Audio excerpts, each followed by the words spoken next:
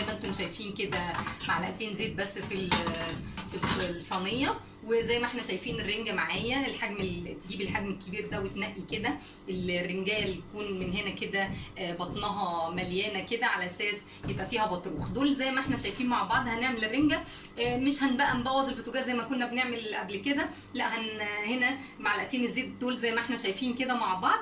وهنزل انا كده الرنجايه كمان، وهنزل بالرنجايه كده اهو. كل اللي انا هعمله كده هنزل بالرنجايه، بس ههدي النار شويه.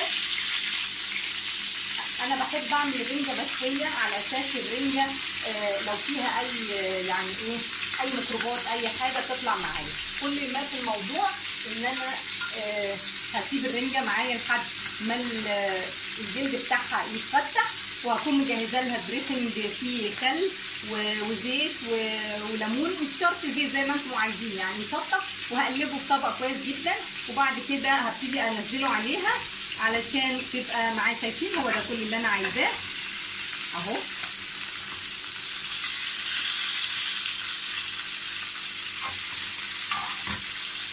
زي ما احنا شايفين انا عايزه بس الرنجات تتفتح بس كده. وبعد كده هنضف الرنجه وهرجع لكم اوريكم طريقه بقى تجهيز الرنجه، ونقطع جنبيها بقى خيار وطماطم وجزر ونقلي جنبيها بطاطس محمره حسب الرغبه طبعا، وبصل. بس للاسف النهارده السوق عندي فارغ جدا فما لقيتش بصل اخضر، طبعا عارفين ظروف المطر. الرنجايه دي عندها مش عايزه تتفتح احنا مع بعض لحد ما الرنجه تتفتح. هنطلع دي كده خلاص كده، انا مش عايزه اكتر من كده. زي ما احنا شايفين هنحط غيرها على ما تكون الثانيه الغضبانه دي اتفتحت اهو. تمام كده. لا دي برده لسه شويه. وبعد كده هنضف معاكم واحده واحده الرنجه، هوريكم خطوات تنظيف الرنجه برده علشان تبقوا انتوا عارفين كل الخطوات اللي اتبعناها في تجهيز الرنجه.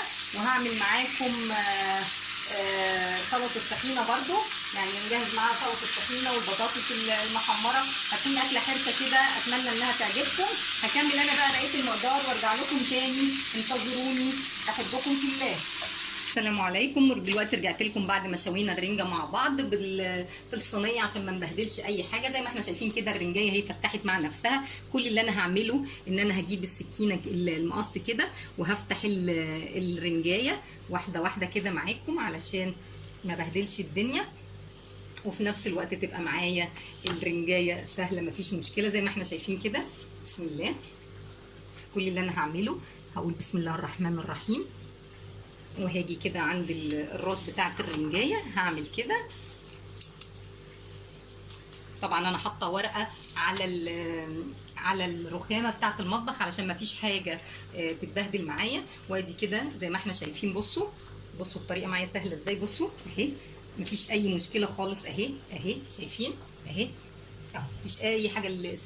السلسله طالعه زي ما احنا شايفين كده اهي، ما فيهاش اي مشكله. هنيجي هنا مع بعض ونمسك هنا طبعا البطروخ اهو زي ما انا قلت لكم اهو. بسم الله الرحمن الرحيم اهو. برضو اي حاجه فيه صودا اي حاجه فيه كده تطلعوها ونحطه في طبق لوحده. وطبعا الحاجات السمراء دي كده بالراحه خالص مفيش معانا اي مشكله اهو. بصوا هي كل ما انتوا بتحطوها على النار بتطلع كل الشوائب اللي فيها اهي. وطبعا انا معايا بقيه الرنجايه هنا خالص اهي ما فيهاش اي مشكله. بسم الله الرحمن الرحيم. كده انا معايا بجناب المقص كده، وهعمل هنا اهو كده اهو علشان مفيش اي حاجه تيجي معايا من الحاجات السمراء دي خالص اهو. واحده واحده كده زي ما احنا شايفين مفيش معايا اي مشكله خالص اهو. وفي نفس الوقت خلاص انا طلعت الحاجات اللي هي كانت في بطن الرنجايه او في بطن السمكيه بمعنى اصح. هبتدي ان انا دي طبعا اهي زي ما انتم شايفين برده معايا اهي. اي حاجه فيها اي شوائب ابتدي ان انا اطلعها خالص معاكم. مفيش حتى ايدي يعني مش متبهدله قوي برده زي ما احنا شايفين اهو. وطبعا الجلد كله اطلعه زي ما احنا شايفين بيطلع معايا بمنتهى السهوله مفيش معايا اي مشكله اهو زي ما احنا شايفين كده اهو. بس كده طبعا هبتدي ان انا اعمل كده. بسم الله الرحمن الرحيم. هعمل معاكم واحده هي بص بتطلع معايا ازاي بمنتهى السهوله علشان بسم الله الرحمن الرحيم. شايفين اهو الجلده بتطلع اهي سهله خالص بتطلعيها اهي. دي الرنجايه. وهنا ايدي كده واحده واحده لو فيها اي شوائب ابتدي ان انا اشيلها منها. ما تنسوش اللي بيشوف معايا القناه لاول مره يدوس سبسكرايب للقناه ويفعل الجرس علشان توصل لكم كل الاشعارات مني. طبعا انا واحده واحده. والشوك طبعا نحاول نشيله عشان لو عندنا اطفال صغيرين ما يعني يعرفوا ياكلوا معانا الرنجه. هنبتدي. بصوا بسم الله الرحمن الرحيم. شايفين معايا الرنجايه بتطلع سهله ازاي؟ هي واحده واحده بس كده معايا هيبتدي يطلع معايا. بصوا اهو، شايفين اهو بصوا اهي دي كده طالعه فيها كل اللي انا الجلد اللي انا مش عايزاه. هبتدي اعدل الرنجايه تاني كده واحده واحده معايا واحطها هنا في الطبق. وانا بتقابلني اي حاجه اطلعها، ابتدي معايا ان انا اطلعها اهو زي ما احنا شايفين. اي شوكه علشان الاولاد طبعا يبقى الاكل بالنسبه لهم مستصاغ وجميل. وطبعا انا هنضف الرنجه واعمل معاكم الدريسنج اللي هو قلنا عليه الخل والليمون والزيت. وطبعا الرنجه اساسها الليمون. هبتدي ان انا انضف معاكم واحده تانيه علشان تبقى معاكم الطريقه سهله. وبعد كده هرجع لكم تاني اكمل بقى انا بقيه المقدار لوحدي وارجع اوريكم الطريقه علشان تبقى الطريقه بالنسبه لكم سهله. بسم الله الرحمن الرحيم اهو. واهي اهو بسم الله الرحمن الرحيم. شايفين البطاريخ اللي انا قلت لكم عليها اهو. بسم الله اهو. بصوا طريقه سهله جدا. انا بعمل معاكم واحده واتنين علشان تشوفوها. واسفه لو منظر ايدي مش حلو بالنسبه لبعض المشاهدين طبعا بس انتوا عارفين الرنجه وانا ما بعرفش اشتغل بصراحه بالجلافز خالص علشان اكون صريحه معاكم. ما ببقاش متحكمه يعني في الحاجه معي اهي زي ما احنا شايفين برضو اهو. بسم الله الرحمن الرحيم. بصوا اهي شايفين اهو اهي. انا بسم الله اهو اهي كده. وطبعا زي ما احنا اتفقنا قبل كده اهو. وطبعا ده المقص ده مش لاي حاجه تانية غير للسمك، يعني المقص ده للسمك بس بالتحديد. شايفين الطريقه سهله معايا وبسيطه ازاي اهو. مش هعمل اي حاجه ولا هبذل اي مجهود. طبعا طول ما انا بعمل كده الشوك قدامي بيطلع، فانا بالتالي هشيله يعني اهو. اي بقى حاجات زي كده هتطلع معانا مفيش فيها اي مشكله اهو يا حبايبي. اهي الرنجايه اهي زي ما احنا شايفين. بصوا دي الحاجات اللي بتبقى داخل البطن اهي بتطلع معايا زي ما احنا شايفين. ما فيهاش اي مشكله خالص اهو. كل ده انا مش عايزاه اهو. بالتالي خلاص اهي اصبحت معايا الرنجايه تمام. حتى الجزئيه دي انا مش عايزاها لان زي ما احنا شايفين ان هي ايه جلد. بصوا هوريكم انا بالمقص لما هقصها معايا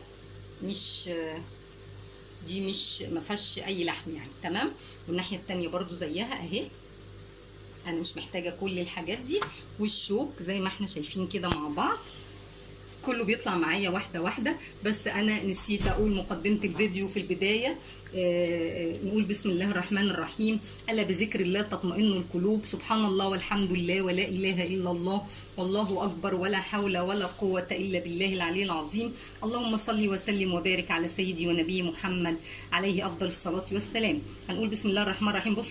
بصوا الجلد ده بيطلع معايا بمنتهى السهوله ازاي. شايفين انا مش عايزه اكتر من كده. انا عايزه الرنجه تبقى معايا زي ما انتم شايفين قطع كده اهي. بسم الله اهو. هكمل انا بقى هوريكم بس اكمل معاكم دي وهكمل انا بقيت مقدار تنظيف الرنجه وهرجع لكم اوريكم شكلها النهائي والدريسنج اللي احنا بنحطه عليها. انتظروني حبايب قلبي. نون الرنجه زي ما انتم شايفين معايا كده.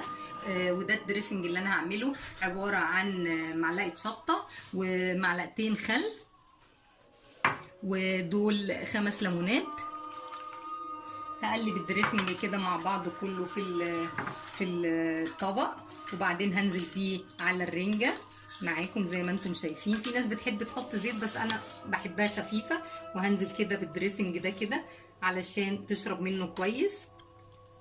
وطبعا مقطعه جنبيها فلفل رومي وفلفل حراق ومقطعه جنبيها جزر وخيار وطماطم. الدريسنج ده طبعا انتوا بالنسبه لكم حامي بس احنا بنحب الاكلات الحريفه فعشان كده انا حاطه عليه شطه بصراحه. وده ليمون. فده طبعا هتتساب فيه حوالي مثلا قولوا ايه نص ساعه حسب ما تيجوا تاكلوا يعني مثلا يعني. وبعد كده خلاص كده ده كده كل اللي انا عايزاه. هبتدي ان انا اعمل كده علشان كل الدريسنج يمشي في الرنجه بتاعتي زي ما احنا شايفينه. طبعا لو في بذره ولا اي حاجه نشيلها كده. ده منظر الرنجه. وده طبعا البطروخ. زي ما احنا شايفين. هبتدي ان انا ارص الاكل بقى واوريكم شكله النهائي. انتظروني حبايب قلبي. دلوقتي حبايب قلب راضيه، ده منظر الرنجه النهائي بعد ما خلصناه. وطبعا زي ما انتم شايفين بقى التحابيش اهم حاجه، الخضروات، الجزر والطماطم والخيار وفلفل رومي وفلفل حامي، ودي الطحينه معايا، وده البصل طبعا عشان النهارده سوق ما فيهوش للاسف بصل اخضر، بطاطس محمره وجرجير. اتمنى ان الوصفه النهارده تنال اعجابكم، واتمنى ان تكون ضيفه خفيفه على قلوبكم. ما تنسوش سبسكرايب للقناه ولايك وشير للفيديو على قد ما نقدر. اترككم في رعايه الله وامنه، والسلام عليكم ورحمه الله.